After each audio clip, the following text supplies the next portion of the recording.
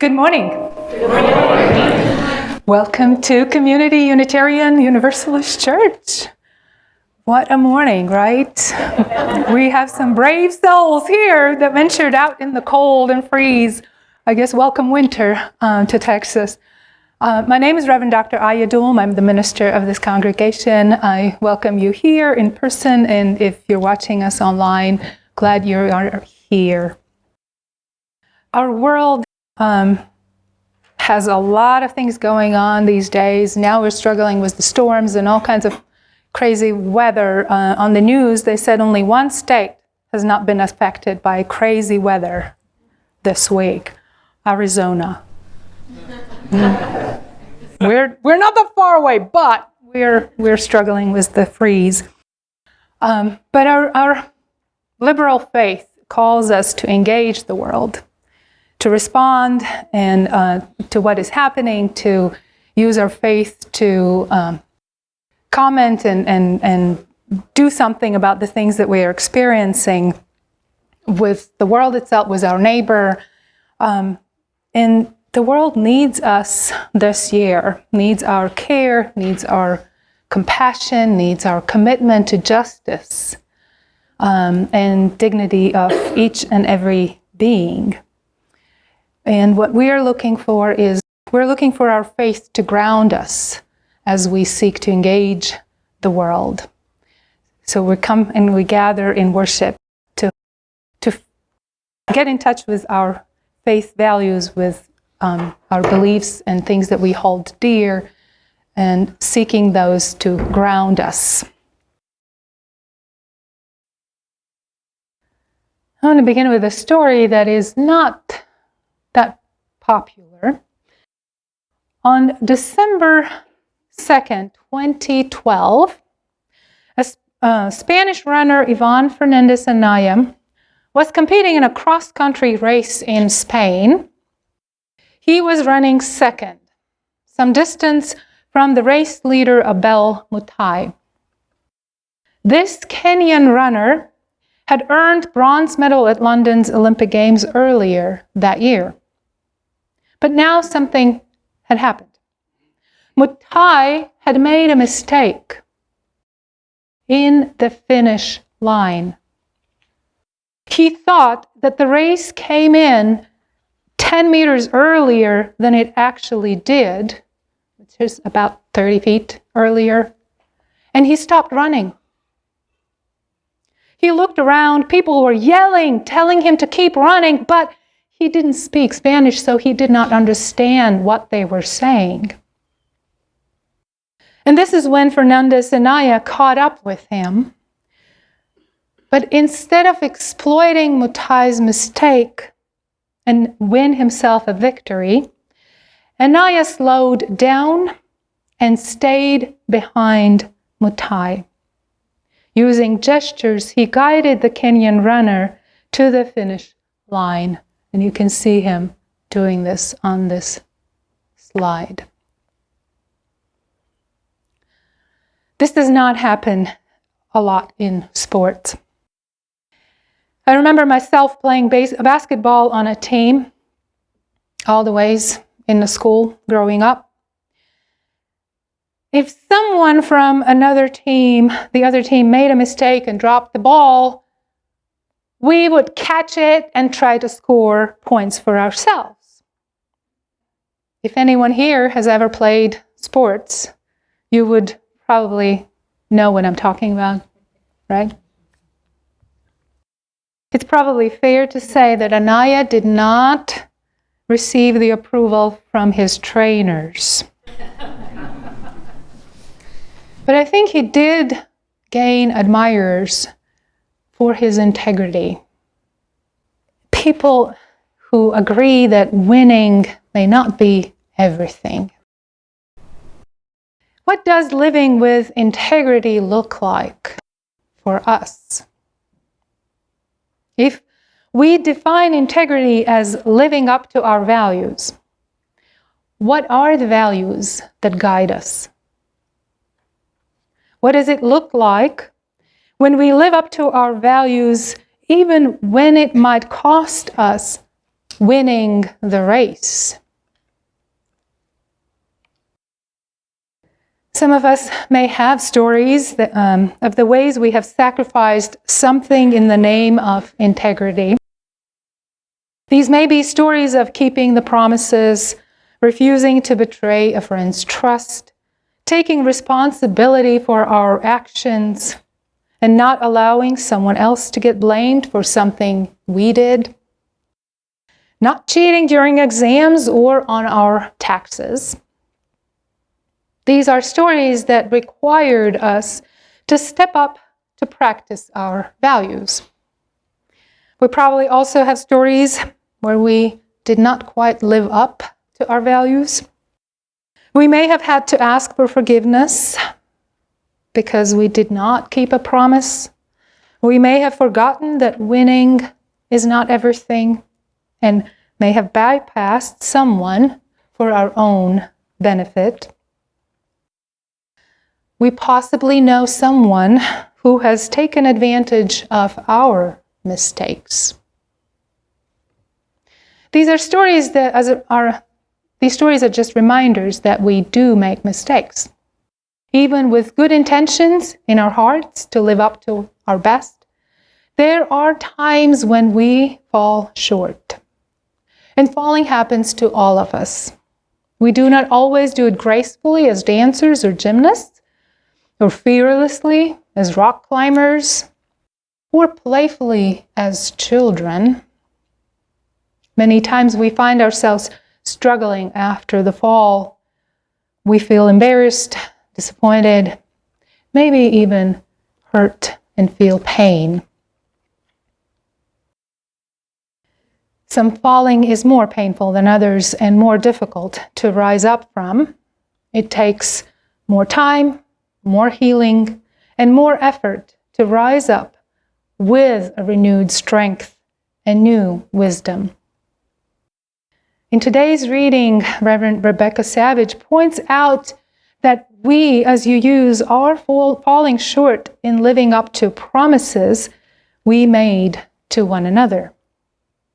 We covenant to affirm the independent web of all existence, and yet our actions show that we have devalued the full inclusion of many, she says. The people of color may have been part of our living tradition for centuries, and yet their voices continue to be overlooked, silenced, or even rejected with hostility. I have not preached a lot on social justice since I started here, but today we celebrate Martin Luther King's Jr.'s day. I even got my Side of Love stole on. It seemed appropriate to lift up the voice of William Edward Bookhart Du Bois, also known as W.E.B. Du Bois. A sociologist, historian, civil rights activist, the first African American to earn doctorate at Harvard. He was a prolific writer. Racism was one of the main targets of his many, many works. And then, at age 89, Du Bois decided to write 3 novels. If you're not there yet, you still have a chance.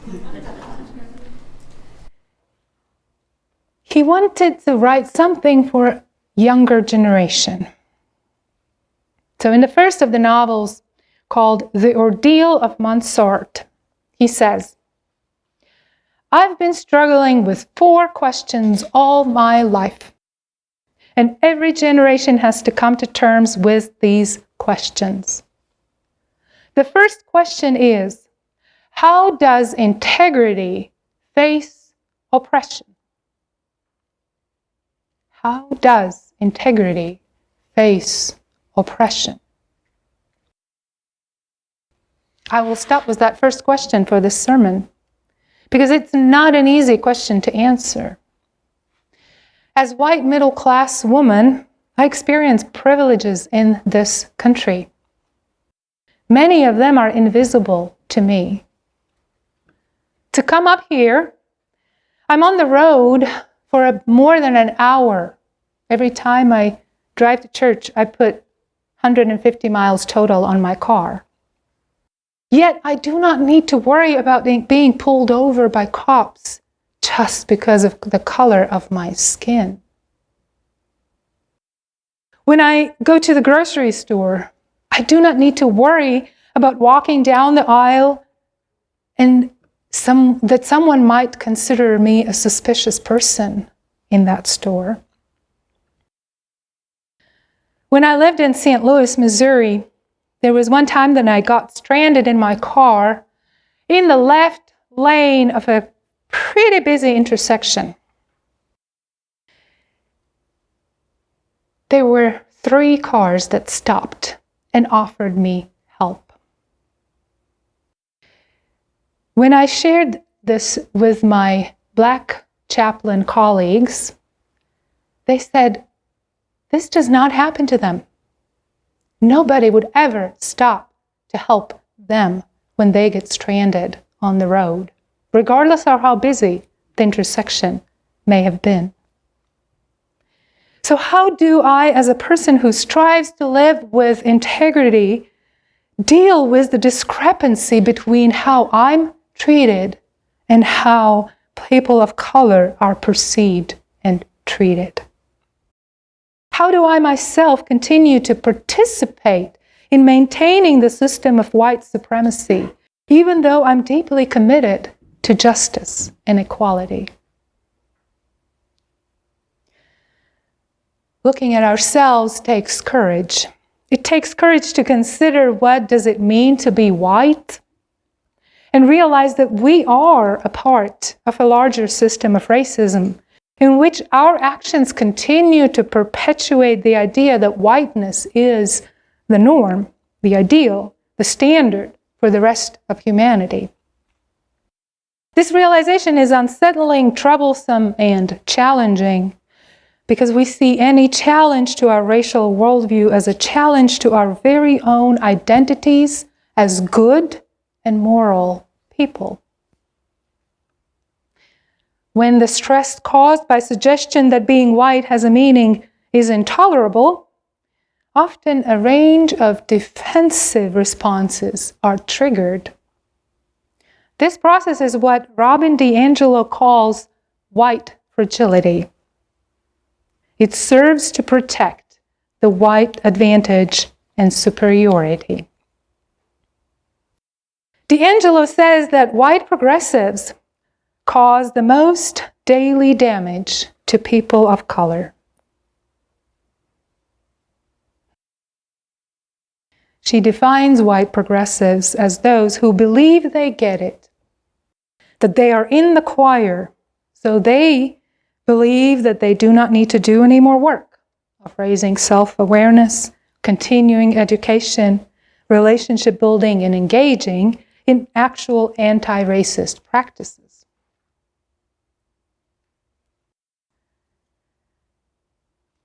Our white fragility is triggered by defensiveness and certitude of white progressives that makes it actually impossible to explain how do we actually do that.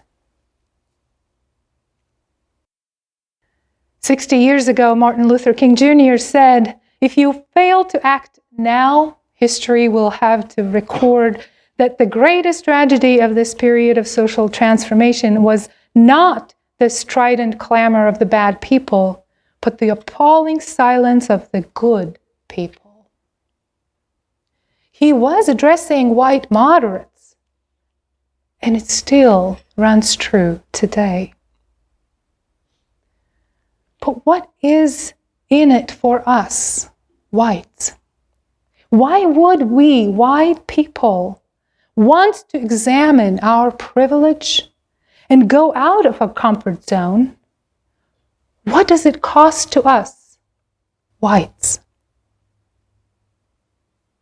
Apart from claiming integrity and practicing congruency with our stated values as an inclusive and just organization, how about the psychological damage to us to having to be the standard the norm, the oppressor, moving us to use anesthesia, things that help us believe that being well-meaning might be good enough. What are we to gain? There might be a lot to gain. Genuine connections.